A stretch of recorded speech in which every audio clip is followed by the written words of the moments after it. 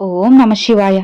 ఈరోజు శివయ్య సందేశం ఏంటి అంటే, భక్తా, నువ్వు అతిగా ఆలోచిస్తున్నావు కదా.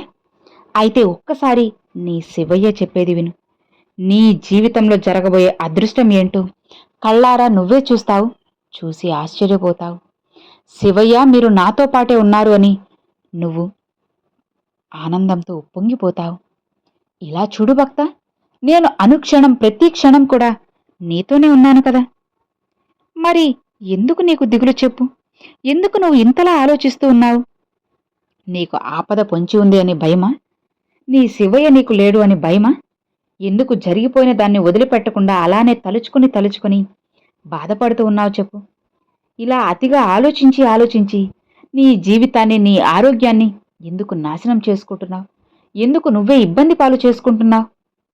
ఈ శివయ్య ఉన్నారు అని నీకు తెలుసు కదా. నాపై నీకు పూర్తి నమ్మకం, భక్తి అన్నీ ఉన్నాయి కదా. మరి ఇంతలా నువ్వు బాధపడుతూ భయపడుతూ ఉంటే, అతిగా ఆలోచిస్తూ ఉంటే, నీకు నాపై ఉన్న నమ్మకం ఇంతేనా చెప్పు? దేనికి భయపడకు, అస్సలు కంగారు పడకు. నీ జీవితంలో నువ్వు ఆశ్చర్యపోయే సంఘటన నువ్వు వింటావు. అది వినేలా చేయడానికే కదా నీ శివయ్య ఉంది చెప్పు. గతంలో నీకు కొన్ని విషయాలు జరిగాయి, నేను కాదన్ను. అలా అని వాటిల్నే తలుచుకుంటూ ఏడుస్తూ ఉంటాను, ఇక నాకు జీవితమే లేదు అంటే ఎలా? నీ శివయ్య నీకు తోడు ఉన్నారుగా. మరి ఆ మాత్రం దానికి నువ్వు భయపడ్డం ఎందుకు చెప్పు? దేనికైనా సరే నిశ్చింతగా ఉండు, ప్రశాంతంగా ఉన్నావు అంటే జీవితం ఖచ్చితంగా మారుతుంది. మారేలా నేను చేస్తాను.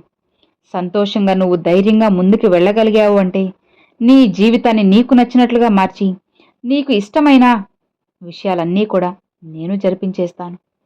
అలా జరిపించి నీ జీవితాన్ని నీకు నచ్చినట్లుగా మార్చి, నా శివయ్య ఉన్నారు అని నువ్వు నమ్మి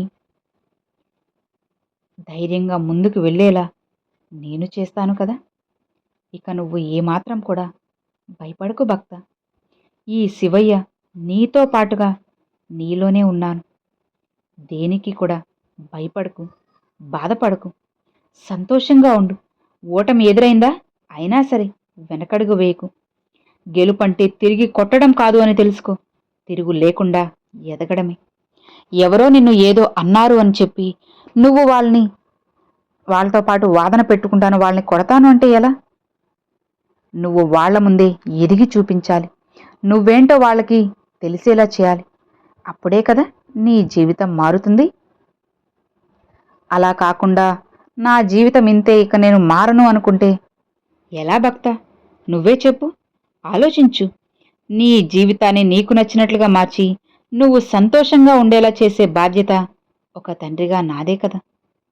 ఏమాత్రం కూడా భయపడకు, బాధపడకు, అస్సలు అధైర్యపడకు. నీ జీవితాన్ని నీకు నచ్చినట్లుగా నేను మారుస్తాను. అందుకే కదా నీ శివయ్య నీకు తోడుగా ఉన్నది.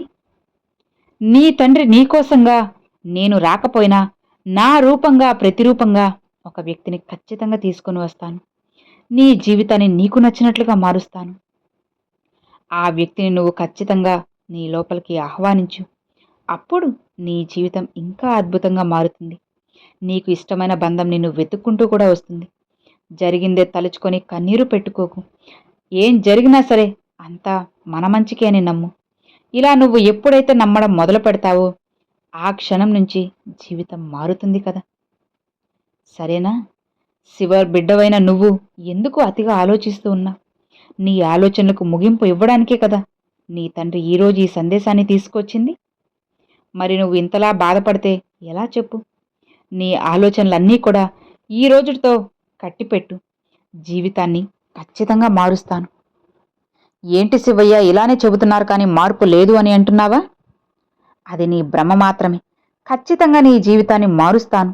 నువ్వు సంతోషంగా ఉండేలా నేను చేస్తాను. అలా చేయడానికే కదా నీ శివయ్య ఉన్నది. నీ జీవితాన్ని ఎలా అయినా మార్చి నువ్వు సంతోషంగా ఉండేలా చేసే బాధ్యత నాది. ఇక నువ్వు నిశ్చింతగా, ప్రశాంతంగా ఉండు చాలు. అంతా నేను చూసుకుంటాను, అన్నిటిని నేను మారుస్తాను. భయపడకు, బాధపడకు, నిశ్చింతగా, ప్రశాంతంగా ఉండు అని ఈరోజు ఈ శివయ్య సందేశం అండి. సో విన్నారు కదండి, ఈరోజు శివయ్య పంపిన ఈ సందేశం మీ అందరికి నచ్చింది, అర్థమైంది అని అనుకుంటున్నాను. నచ్చితే ఒక చిన్న లైక్ చేయండి, మరికొంతమంది మీ ఫ్రెండ్స్ అండ్ ఫ్యామిలీస్కి షేర్ చేయండి. ఫస్ట్గా మన ఛానల్ చూసే వాళ్ళు సబ్స్క్రైబ్ చేసి సపోర్ట్ చేయండి ఫ్రెండ్స్.